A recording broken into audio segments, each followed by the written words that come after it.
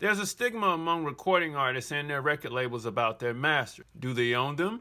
Should they own them? Or when will they own them? Now we're going to need to take a look at the standard licensing deal versus the standard recording deal in this video today. We'll also need to take a look at the budget versus the artist advance, and we'll also have to look at the percentage of ownership versus an increased percentage of ownership after the deal. Lastly, we'll need to take a look at the percentage versus the minimum delivery requirement and possibly an increase in percentage of ownership or royalty after the deal is finished. All right, now we'll have a clear understanding of if the artist did the right deal in the first place or the right deal for them to justify ownership of the masters. And I know you may be saying, yeah, artists need their masters, but once we dig in, you'll see what I'm saying. And it also begs the question, do you know what you're signing? Because you need to know what you're signing to determine if you really need those masters, or if you really will own those masters, or if you really want to put up with the headache of the administration. There's a key right there. Our whole reason for doing this video is for clarity, not to have your head stuck in the clouds about this, okay? So with that being said, my name is Casey Graham, and this is the Music Money Makeover Show. Hey everybody, welcome back to the Music Money Makeover Show. Check this out. I need you all to go follow me on TikTok. It's at Music Money Makeover Show on TikTok. And if you're not following me on Instagram, you can follow me there on Instagram at Music Money Makeover. All right. And then if you're on YouTube, grab the YouTube app and make sure you check out the shorts. I know I was running those quickies things for a minute. A lot of you all liked it. Some of you all didn't. But the whole reason I was doing that is because of algorithm issues. So go follow me on YouTube Shorts, Instagram Reels, and TikTok, right? Or Instagram and TikTok. So you can keep up with the day-to-day content, the quick hot shot information that you like. You can check it out over there, all right? This is where the long-form content will live, so let's hop into the video. All right, so we got to talk about a standard recording deal. And the standard recording deal says that the artist will work for the record company to produce a master, and the record company will put up 100% of the risk. All right, in exchange for all this, the artist will get an advance. However, the artist will not be liable for that advance. And let me tell you what I mean before we go into our next part. If the label puts up all of the cash plus the advance, what has to be paid back is the actual budget. The budget is things like touring and things like the recording budget, the marketing fund. All right, all of that stuff has to be paid back.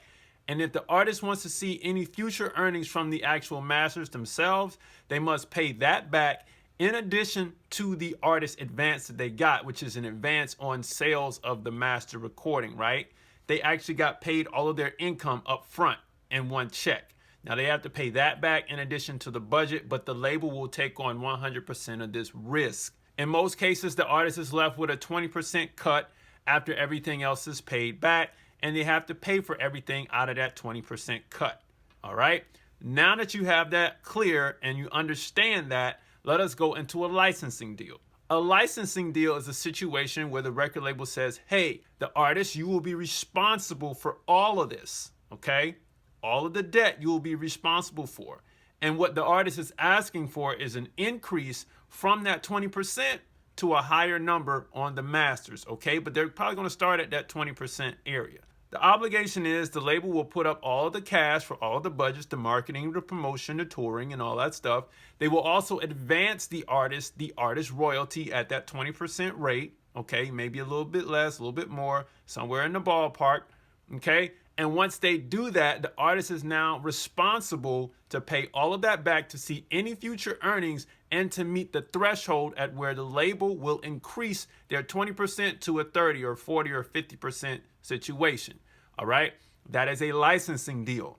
That way you can get more ownership of the master, though you are responsible for the debt. You may say, Casey, it seems like you just told me the same scenario. And in some cases, I really did. So check this out. As you can see, this is the trick of dangling that carrot in front of the rabbit, right? It's like that State Farm commercial. Oh, you got to be quicker than that, right? You're dangling a dollar. This is the same scenario. Essentially, it is the same thing, except for one negotiation point was flipped. The negotiation point was, if you pay all of this back, then we'll increase the percentage. That puts you in a greater percentage range, over 50%, and therefore you can now own the master. Some people started negotiating this stuff back in the 80s, all right? Saying that, hey, we want a fair share. And when you hear record labels or when you hear artists say, hey, we want to get our masters back, what they're essentially saying is we want to get a bigger percentage of the pie. If it comes to the point where the record label deems that you will be too risky or you're at risk of failure, meaning that they know you won't pay the debt back, what they'll do is they'll sit down with you and they'll say, hey, we're going to drop you and we'll negotiate the exit. In most cases, if you get dropped, you will not get the master. That's just what it's going to be, because they're going to negotiate for that. Then they may possibly line you up to negotiate it in the possibility if you do, or in the case if you do actually pay something back due to a viral trend or whatever, we will advance you to license the record for X amount of years after you pay everything back. So this is what can happen in many deals. It is going on right now. So let's dig into that budget and that artist advance a little bit more here. So the budget can consist of this: the recording budget, the marketing and the promotion budget, touring support, the ancillary budget for any extra expenditures or any overages that you may happen, and then of course the artist advance, even though that artist advance, like I said earlier, is not in the budget. All of these items have to be paid back. So if you took notes of that, you can see how expansive this gets. So when someone does a multi-million-dollar deal, the bulk of the money is actually in the budget and not in the actual advance. Now, an artist advance, like I said earlier, is an advance on the future royalty. Or let's break it down and make it more simple. If I sell one album and I'm owed 20%, which is really not, but if I sell one album and I'm owed 20%, then I would get 20% of that sale. Let's just say it was a flat 10. Of course, this is not how the numbers work.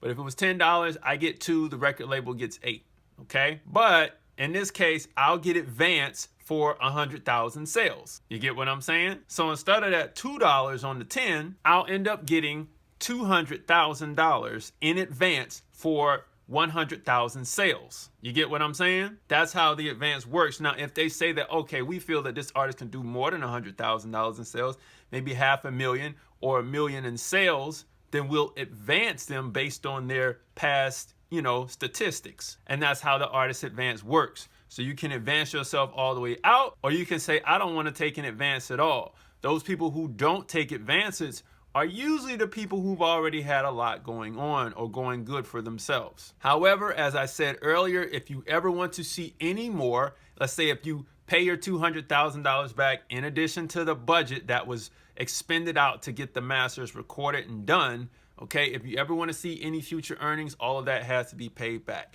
Now that we have clarity on that, let's go to our next section here. Now, our percentage of ownership versus the minimum delivery requirement. Here's where things can get a little tricky. Now, artists normally get somewhere around the 20% ballpark because the record label is taking on 100% of the risk. However, the record company will take over 100% of the risk on an MDRC. Now, some of you all might have heard about this if you follow music business news very, very closely, in that some of these MDRC clauses are coming out, but they're not going to come out with the record company.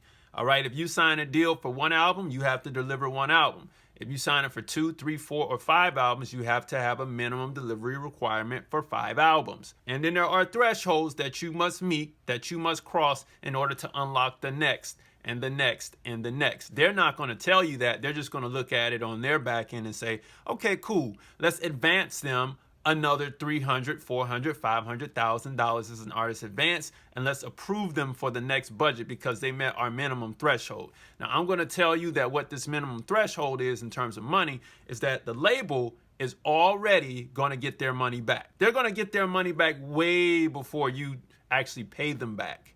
Okay, there's a little hint right there. Now remember, this MDRC is your exit point, but you have to realize if the label does say that you do meet that risk of failure, then they can drop you and just take all the chips off the table, okay? This can really happen. So now let me pose a question here.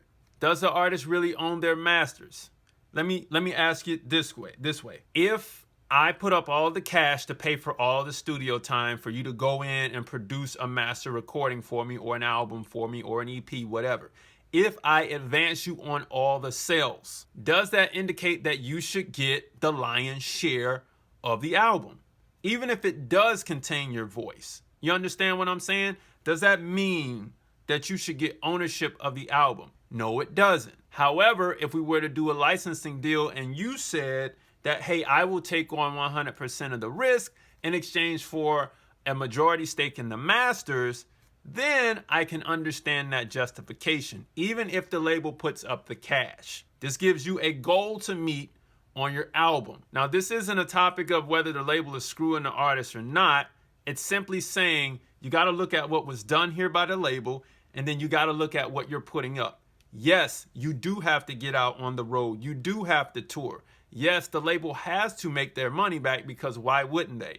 The question is, do you go for the increase in the master percentage, or do you go for all of the chips and say, hey, we started out as an 80-20 deal, but let's do a 20-80 deal. And in order to do that type of deal, you really have to put some skin in it. It's more than likely going to be a joint venture situation. I won't go into that on this channel. But because of that, you can now make an educated decision on what you will do in terms of owning your masters. The last point, which I said in the beginning, is the final point. It is the concern of administration. It is the concern of making sure that your producers still get paid, your writers still get paid, your executive producers still get paid, your vocal producers still get paid, all of this stuff right here. What happens if you own your masters, but you have to take all of that data out of the system and put it into your own system to make sure they continue to get paid for years to come, even after you pass away? It doesn't. So that's why you want to leave this in the power of the label, so they can continue to make sure those families get paid after those relatives or loved ones pass away. You want to leave that responsibility in the hands of a corporation, because your family members ain't gonna know what to do with this music. All they need to do is continue to get a check every quarter or so often. And that is the argument that you have to ask yourself when it comes to the music. And always remember that I talk about on this channel, we got to look at attention. You got to understand that you will be getting a lot of it, and you got to know what to do with it. Okay? Attention and awareness is the byproduct of the music, and you have to know how to flip that. Now, I go through deal points with a lot of people all the time. It's normally on calls when you book them with me. Okay? As you can see, it can get pretty extensive, but I can design some basic points for you that will let you walk into your attorney's office and put something down on paper. All right? This is what I do. Book a call with me to get that done. Now, you got to find some fair ground in this deal, artists. This is how we're going to beat the house. And the only way you're going to do this is with leverage. Coming in with something already done. You don't come in with anything done, we don't get anything accomplished. Like we lose all of our grounding, and we have to deal with the label. Chances are you're never going to pay the thing back, and then they'll just take the masters. And if you're cool with that, cool. You say, hey, look, man, I'm out here having fun. We had a good run. But some artists are really musicians in that light, and they need to continue to have this income. This is what they work their whole lives for. Lastly, to combat that question of if you deserve your masters, can you put up some leverage? Can you take some risk? You understand what I'm saying? Can you deleverage the record company and make this a great deal for the both of you all? If all of this sounds good, make sure you book a call with me. Check out the free stuff below. Download my 60-day record label book to get things started yourself. All right? And remember, if you make music, you should make money. Follow for more music business tips, and I'll see you next time. Peace.